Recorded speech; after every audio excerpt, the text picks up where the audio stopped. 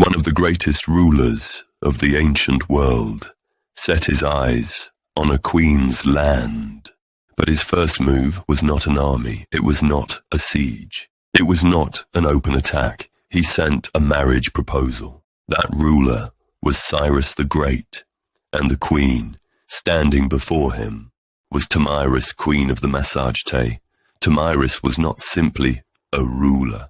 She stood at the head of a fierce people, free tribes, and a warrior nation, shaped by the harsh world of the steppe.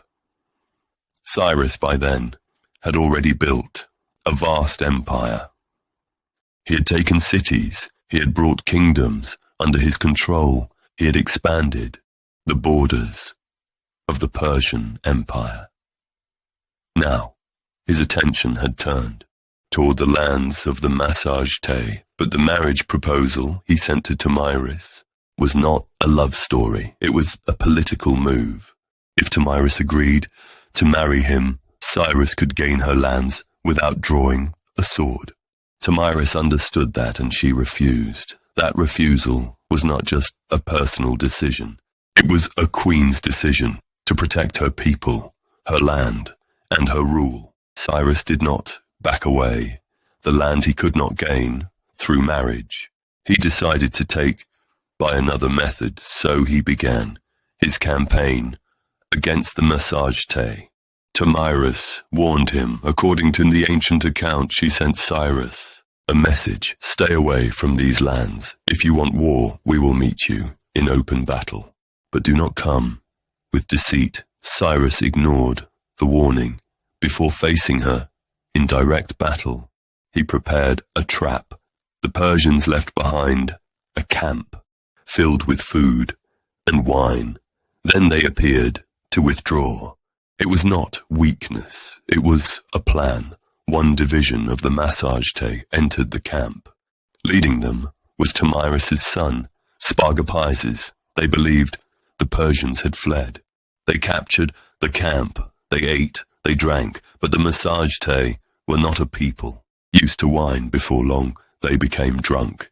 And at that very moment, Cyrus's army returned. This time, the fight was not on equal terms.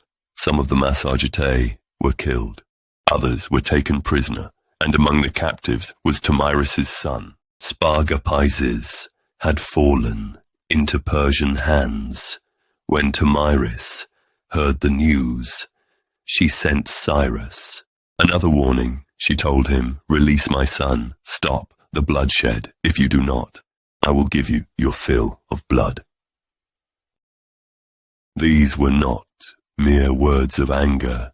This was the final warning of a mother and a queen. But by then, the events had already moved beyond repair. When Spargapises awoke, he found himself a prisoner. He understood that he had been caught in Cyrus's trap. He could not accept that humiliation. According to the ancient source, he took his own life. After that, the war changed for Tomyris. It was no longer only about borders. It was no longer only about land. It had become the fury of a mother who had lost her son, turned against an empire. Tomyris gathered her army. The Massagetae met the Persians. In open battle, this time, Cyrus was not facing a deceived detachment. He was facing a queen who would not retreat after the death of her son. The battle was brutal. According to Herodotus, it was one of the fiercest battles ever fought among the so-called barbarian peoples. The Persian army suffered heavy losses, and in the end, Cyrus the Great was killed.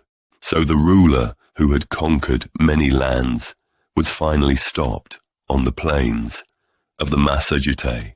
According to the story, Tomyris ordered that Cyrus's body be found. Then she filled a vessel with blood, and placing his head into it, she said, "You were thirsty for blood. Now drink your fill." That scene became one of the most famous images of revenge in ancient history. Perhaps some details of this story were shaped by legend over time. Perhaps Tomyris's words reached us, changed by centuries of retelling, but the power of the story still remains. One of the greatest rulers of the ancient world tried to take a queen through marriage. He failed.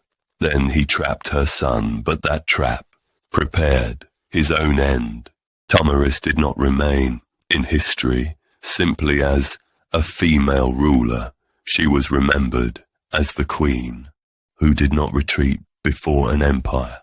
As a mother, she lost her son.